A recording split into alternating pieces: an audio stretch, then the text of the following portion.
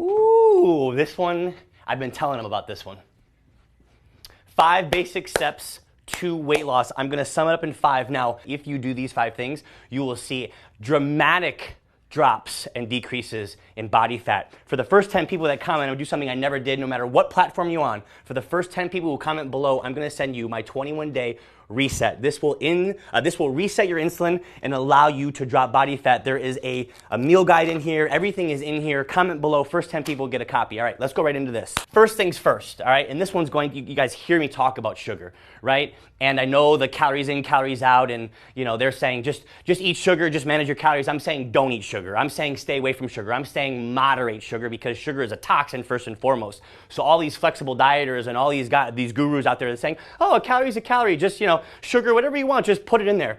No, the whole idea is to become healthier. It's to become your best. It's to have energy, not crash, not have more toxins in your body. All right, so I say stay away from sugar, limit sugar, keep sugar at a lower. All right, so reduce your consumption of added sugars, but I'm gonna go one step further here. I'm going to tell you to swap.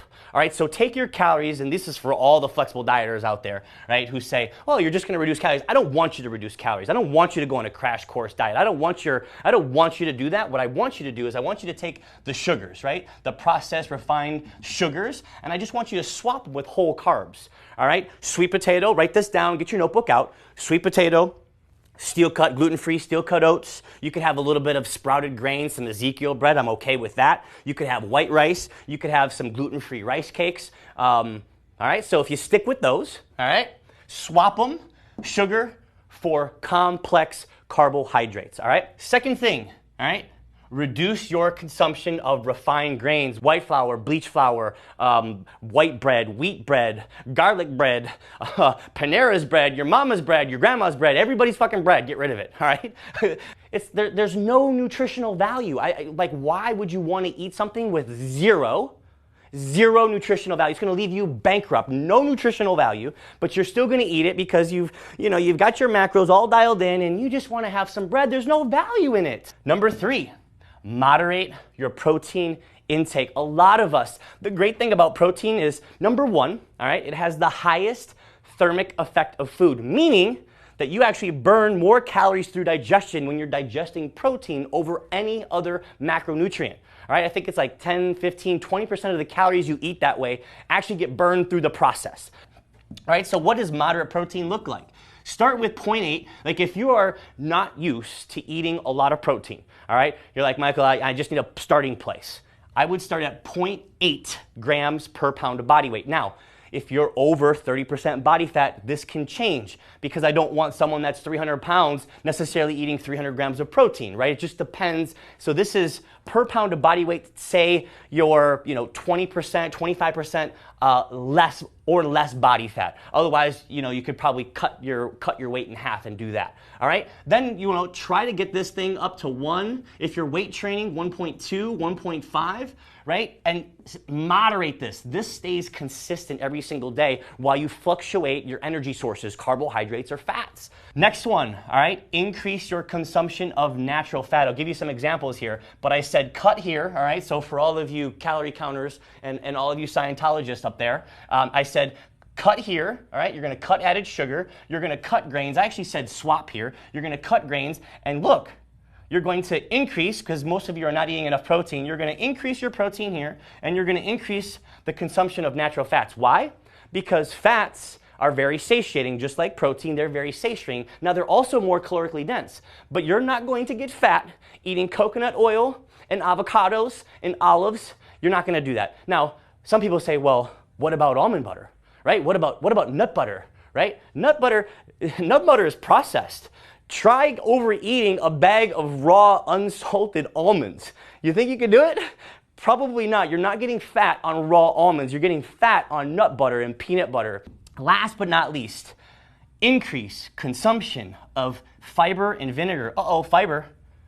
So now we've got increased consumption, increased consumption, increased consumption, decreased consumption, decreased consumption. I want to make sure to be very clear. I don't want you to drop calories. I want to know who's watching this and who is going to try this below. Just these 5 things, and we're just doing it for 7 days. That's it. I don't want you to do it for 8 days. I just want you to commit for 7, and then I want you to come back to this post, and I want you to leave me a message. You cannot drop calories. That's my rule. You cannot drop calories. You can only make swaps. All right, so increase your fiber. Why? Fiber is also very satiating, right? It's going to keep you fuller.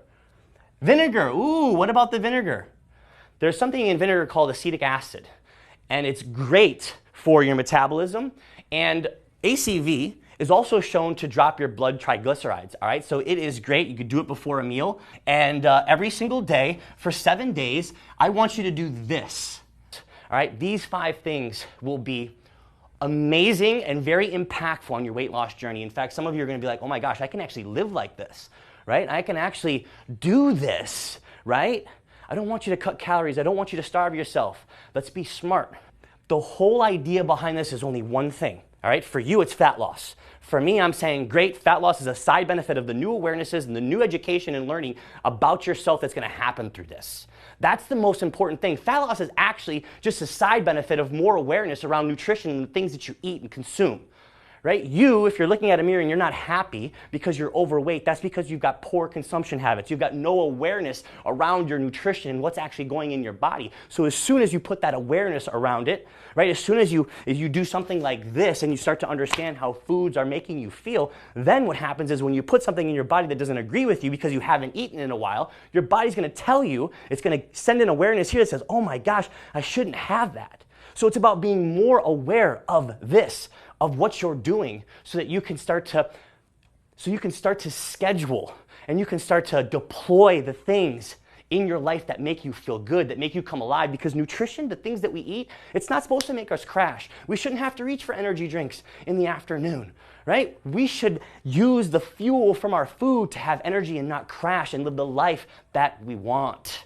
All right, guys, let me know below if this one served you. Got lots of passion going today. Love you guys. Thanks so much. I'm lit. I'm on fire because of you. Thank you.